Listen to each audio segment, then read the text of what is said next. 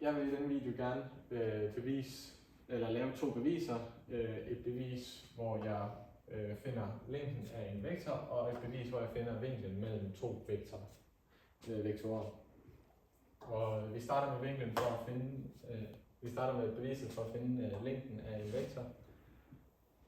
For at gøre det, skal vi lige have et koordinatsystem. Og vi skal have en vektor. Vores vektor her hedder a-vektoren. Og vores a-vektor den har så også en værdi.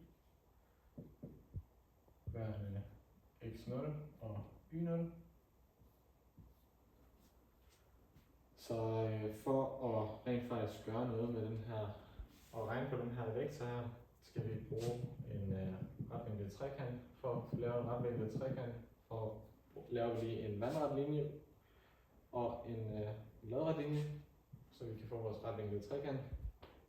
Når vi har vores retvinklede trekant, så kan vi bruge Pythagoras' læresætning, som går på a i anden plus b i anden er lige med c i anden. Vi vil gerne isolere c her, fordi c det er vores, det svarer så til vores længde på vores vektorer. For at gøre det, skal vi starte med at fjerne præfikset. Det gør vi ved at tage kvadratroden på begge sider af lighedstegnet. På den måde her. Det vi så kommer til at stå tilbage med, det er an plus, eller kvadratroden af an plus bn er lige med c.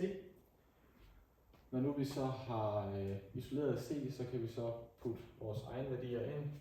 Her vil det være y0 for vores modstående katet og x0 for vores modsliggende katet. Det plotter vi så ind i vores formel. Kommer til at hedde x0 i anden plus y0 i anden er lige med længden af vores vektor. Så det er sådan, vi viser, hvordan man finder længden af en vektor. Jeg vil så kort og hurtigt gå videre til det næste bevis. Beviset, hvor vi skal finde vinklen mellem to vektorer. Vi kan starte igen med at tegne et koordinatsystem. Og vi kan tegne to vektorer. Vores første vektor heroppe, den kalder vi AB. Og vores anden vektor, den kalder vi AC. Vores to vektorer, de har nogle værdier. Dem skriver vi lige op her. Som værende x0 og y0 for AB. For vores AB-vektor og for vores AC-vektor. Kalder vi den x1 og y1. Når nu vi har vores værdier for vores vektorer, så kan vi ligesom begynde at regne på det. For at regne på det, der tegner vi en vandret linje, og derefter en lodret linje op til slutningen af vores AB-vektor. Så har vi en retvinklet trekant.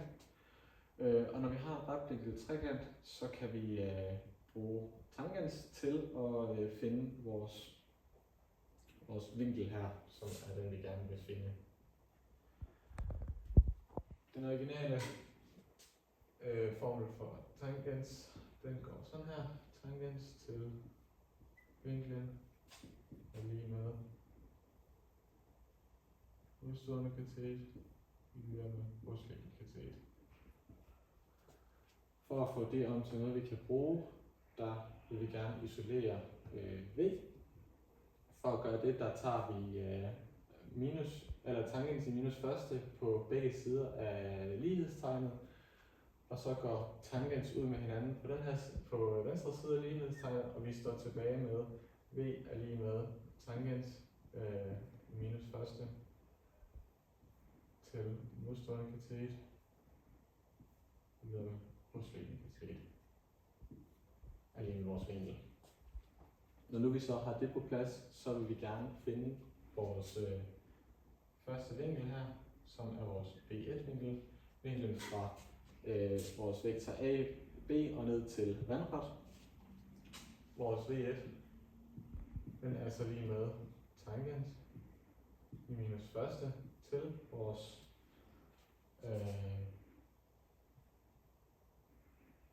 modstående katet Y0, og hernede vores modsliggende katet X0 kommer så op sådan her.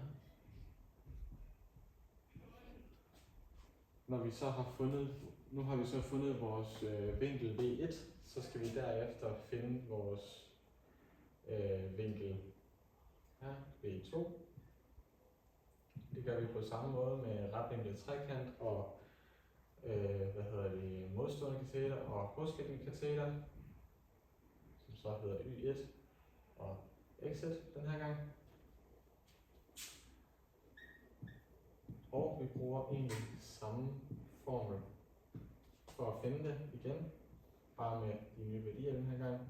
Y1 og X1, som giver vores V2. Og når nu vi har vores to vinkler, så kan vi så trække de to vinkler fra hinanden, og det vi så står tilbage med, det er vores originale vinkel.